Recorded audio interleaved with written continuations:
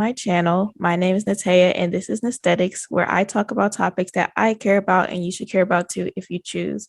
Today, we have a special guest with us, Mo from Solidarity and Co., who is a Black lesbian advocate, creative, and entrepreneur. Today, we are going to be sitting down with Mo to learn more about herself and her business. So, hey, Mo, welcome to Nesthetics. I'm happy to have you here on the channel today. So, we're just going to start off with getting to know you a little bit better. So, tell me a little bit about yourself, your background, and your business. My name is Mo. I am the creator of Solidarity and Co., which is an advocacy brand that kind of allows me to encompass all aspects of my personality, creativity, and connect with like-minded people like Natea. So again, Natea, thank you for having me. Um, a little about myself and my journey. I am from a small town and I have moved to a larger city. Through that move required a lot of transitions, and I continue to transition into becoming a small business owner. I have always been someone who has been passionate about my community, about creativity, and genuinely connecting with people who are like-minded. And so it's kind of just transitioned from being something that I did in my small town to now doing something that I do in my business.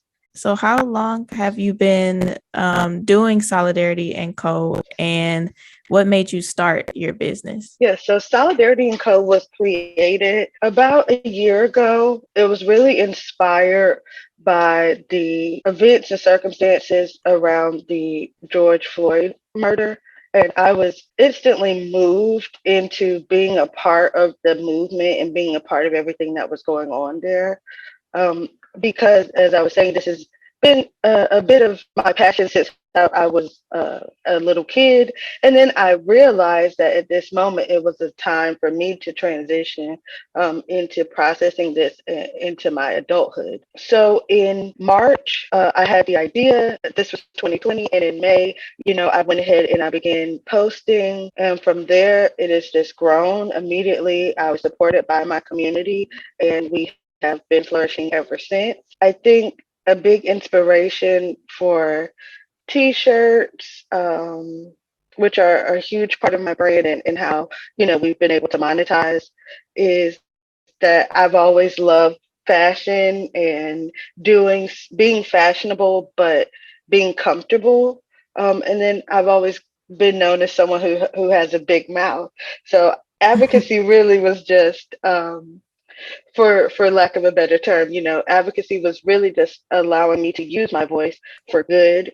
And I figured out how to combine those things. And when I did, Solidarity and Co was born. I feel like a lot of us last year, a lot of us Black folks during the whole George Floyd and Breonna Taylor situations, it was very eye opening. It also like pushed us to do advocacy work like you are doing. So I'm so happy that that was able to inspire you to build a community and do something good for the community. Moving into a little bit more about yourself. So originally we were going to do this interview in June for Pride Month.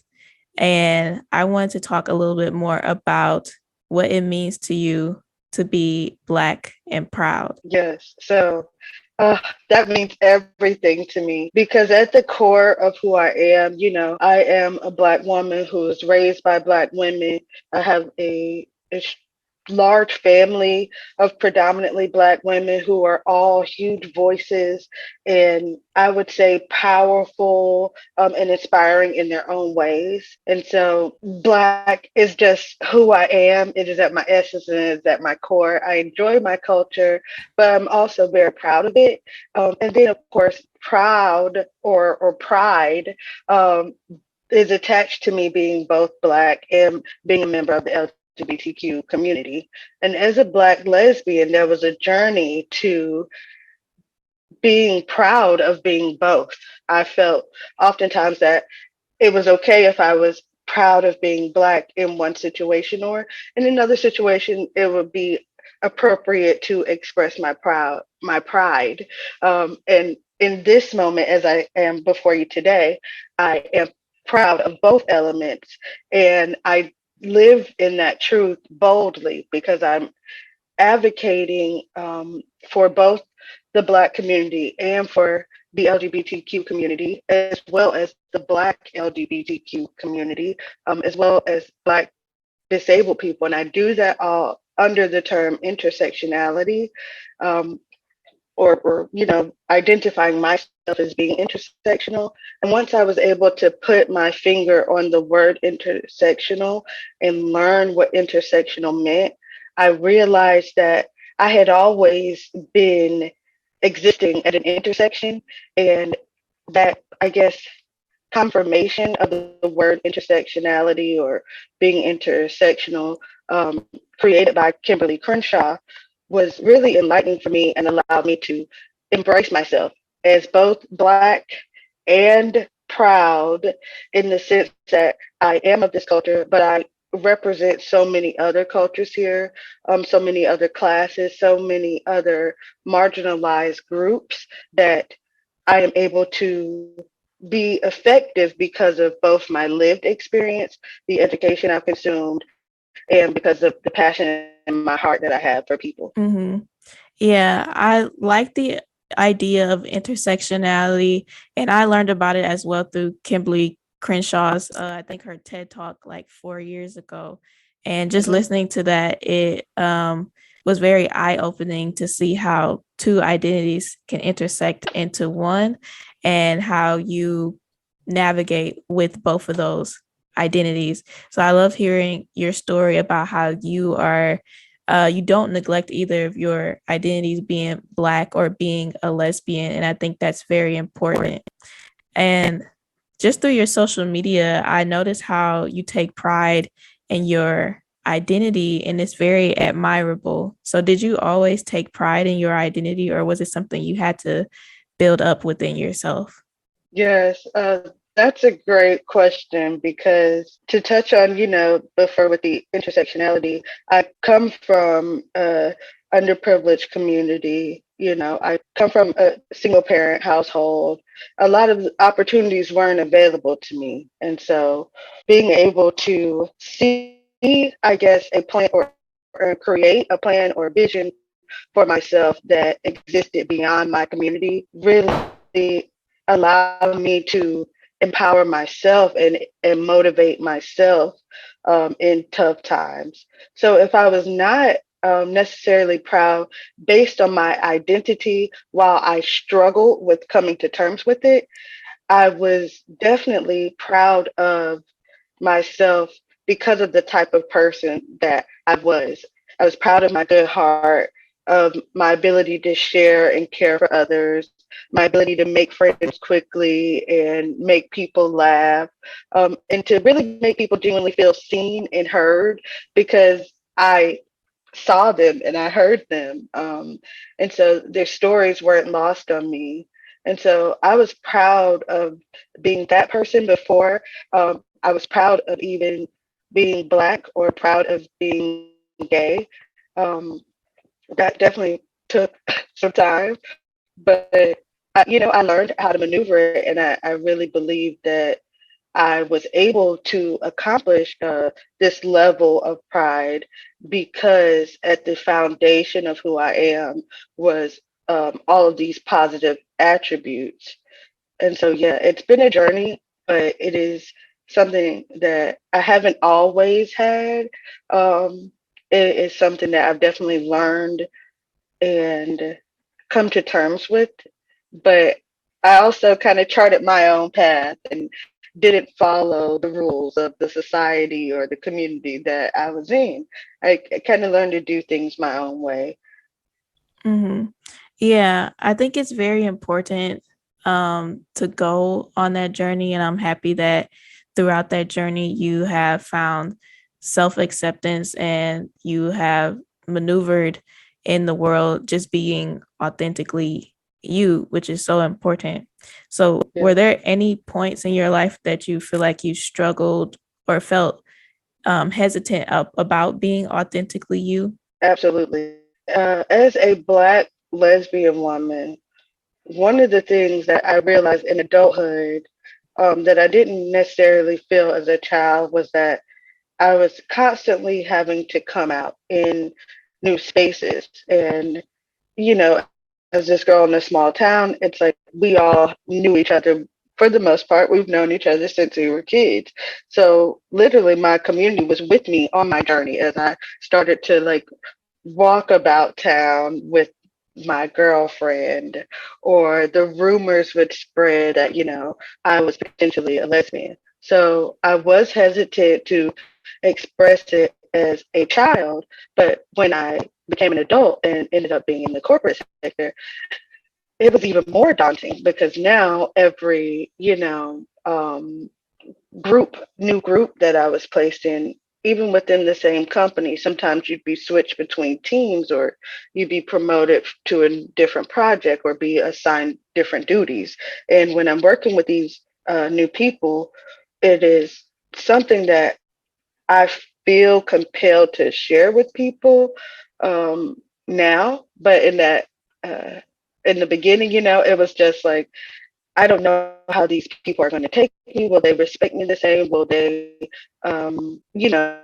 still feel as comfortable around me if that part of my personality was revealed?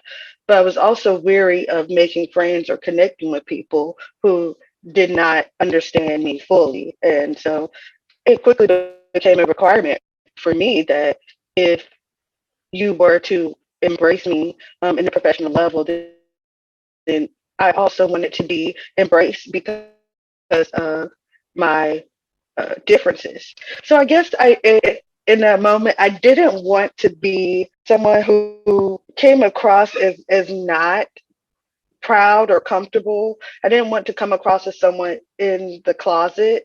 I'd come out the closet long time ago.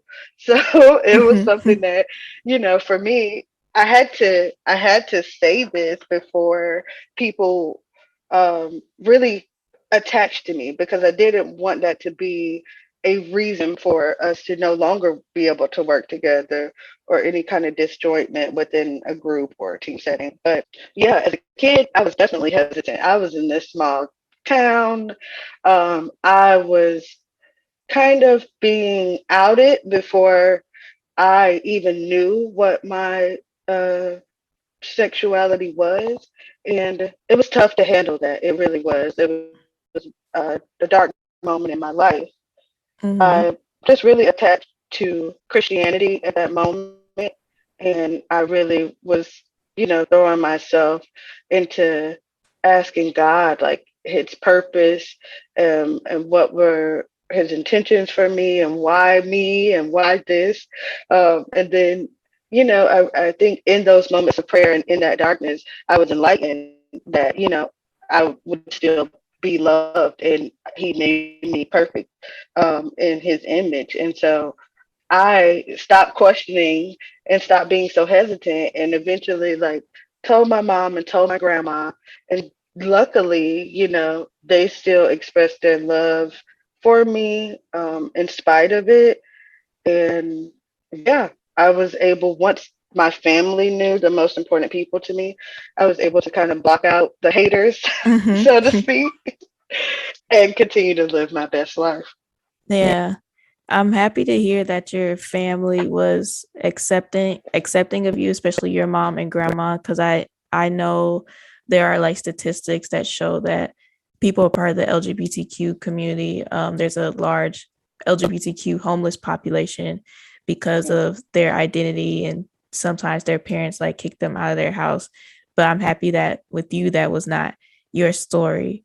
So in regards to people who are a part of the community and they do go through like a dark place, just similar to you, what advice would you give to them, or just Black queer folks in general who are struggling or hesitant to express their identity to the world or at work or with close friends? What advice would you give to them to feel more comfortable? My I guess my strongest advice in this moment is that I believe that we are all special and unique, in our own way. I also believe that your identity as a gay person or as a member of the LGBTQ community, even those who are, questioning their sexuality or curious about it, that it is okay to explore that. Sometimes in that exploration is where you find your strength and where you find your ability to overcome, where you are able to foster some of the strongest and the best traits for your character. And so believe even in those toughest times that you are actually being developed into the person that you are supposed to be. And you are allowed to use your voice. Your voice matters. What you think, how you feel, what you have to say is valid, and seek community. My best advice there is that, even in that small town, I often felt like, girl, there is no one else like me. And I'll share a little bit with that because all of the lesbians that I'd seen were lesbians who presented themselves as male or studs, as we call them. And so for me to be a feminine lesbian who had always had a bit of an aggressive personality, I'm a Leo. And so Mhm. I go after what I want inevitably. And so I was just taxed with how to really express myself. And some of you may be feeling that need for community, to see people that look like you. So online social media is a great resource to connect with community and to find answers to some of the questions that you may be having about coming out, to find support. But within you, you have to know that you are special, you are valid, you are supposed to be here. What you have to say matters, and your unique perspective is one of a kind and needed in this world. A lot of people use the cliche like it gets better. And I'm going to say to me, it's still a struggle. We see so many problems and issues in the LGBT community as advocates regarding our rights, regarding discrimination, um, regarding, just equality in general. And so we have to realize that we are together stronger. And so we have to find that community so that we are able to enhance what I call our superpowers, and just kind of join together these rainbow forces to shine a light on the world. Stay strong, but also feel free to be vulnerable with your community and in safe spaces, and try not to let the struggles lead you to doing things that are not of your character. Mhm. Of course, with homelessness, Natea, I also want to talk about, addictions that people experience because they are other, turning to things that they may not normally do.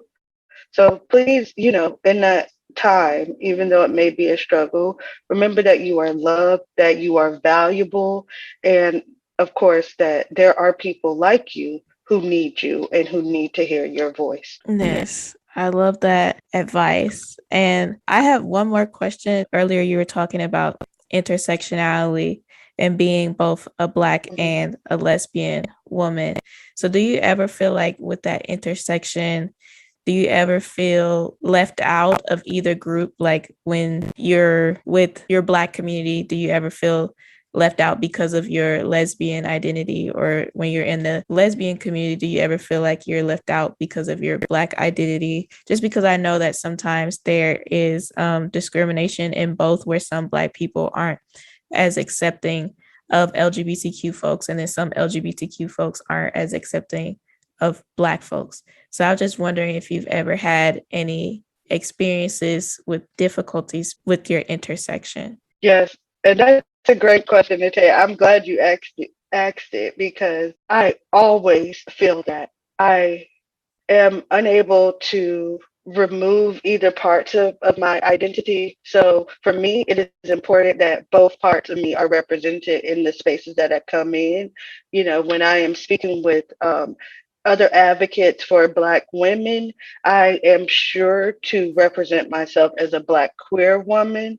When I'm entering Black women centered spaces, I am uh, cognizant to confirm that they are also inclusive of LGBT community members. And I try to take that step to find or use my voice to like find that out for other people, because it is true that we are sometimes not accepted or overlooked or overshadowed because of our or the othering of our identities in the LGBT community, LGBTQ plus community, for instance. Yes, as a Black woman, you see a lot of representation centered on white women, white LGBTQ couples. I think in order to make it more palatable for society and in LGBTQ spaces, you also have to be cognizant of the fact that you are a Black person who may be underrepresented in that space, whose voice may not be valued or amplified in that space. And of course, you may be uncomfortable. Sometimes that feeling of just being uncomfortable is tough to sit with as an intersectional person, because I don't even want to feel an ounce of being uncomfortable. And I say that because you've gone through life as someone who has to come out and come to terms with who you are. And so we, as LGBTQ people, we deal with so much, I guess, uncertainty or angst. And in a space that is supposed to be welcoming to you or feel comfortable for you, you don't want to feel othered. So I definitely feel like it is still a work in progress for spaces who are, for Black women to make sure that they are amply expressing their inclusion of other identities, of queer people. And I also feel the same on places that are for LGBTQ plus members, that they do their best to make sure that Black queer people are included. And so, of course, for me, inclusion and diversity is a big thing. And it's really cognizant sometimes in those spaces, where it's that I'm really cognizant sometimes in those spaces that highlight, like, just being here for one thing. Like, this is the Black girl space, for lack of a better time. And it's like, oh, well, are Black gay girls allowed in this space? I'm checking Mhm. at the door. And then they're like, hey, this is the LGBTQ plus space. And I'm like, okay, well, are Black women allowed? Like, are Black people cool here? And so that's always like the way of the world, I feel like, for people who are intersectional. And I encourage anyone listening who is a member of the LGBTQ community or Black queer women to pay attention, ask those questions, and don't be afraid to leave when you realize that this space is not going to include you or is uncomfortable for you. Set that boundary and don't put more intense pressure on yourself. And also, when you do find a good community that is inclusive and is for Black queer women, or you find an LGBT community where, Black people can come and have a good time too, then do not take that for granted. That's my take on that. Yes, thank you for sharing your experience. I think for me, the reason why I asked that question is because, as you know, like my content is very pro Black and so is yours. And I've ran into people who are, quote unquote, pro Black, but then they exclude Black LGBTQ plus folks. And to me, that just doesn't make any sense to me, how you can be pro Black, but you don't include all Black people. So thank you for sharing your experience about both sides and how being at the intersection has impacted you. Of course. And I absolutely 100% agree with you on that, Natea.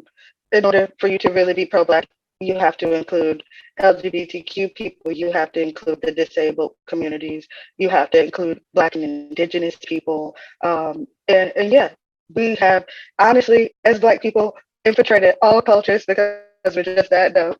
Um, and I just feel like we have to be aware of that and take pride in that. That's a bit of our brilliance. And that is a bit of why we are who we are, because we are able, I think, as a people, to allow and welcome so many other cultures into ours and vice versa. Of course, not through appropriation, but through genuine connection and community. And I wish that were happening more when it comes with pro-Black spaces and the LGBTQ communities or other marginalized communities.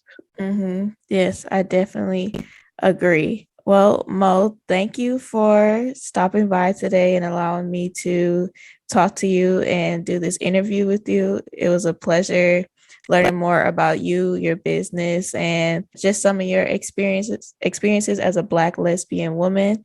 So Yeah. of Mo's social media links, website, her podcast will be in the description box. So definitely go follow her on social media, on Instagram, listen to her podcast, buy some merch, do all of that good stuff. So, yes, Mo, it was great talking to you. And thank you again for doing this interview with me. Thank you, Natea. I wish you and your brand all the success. And of course, hopefully, we'll be able to do something like this again in the future. But I really have enjoyed myself. Thank you for allowing me to express myself. You are sincerely appreciated. And I look forward to speaking with you again soon.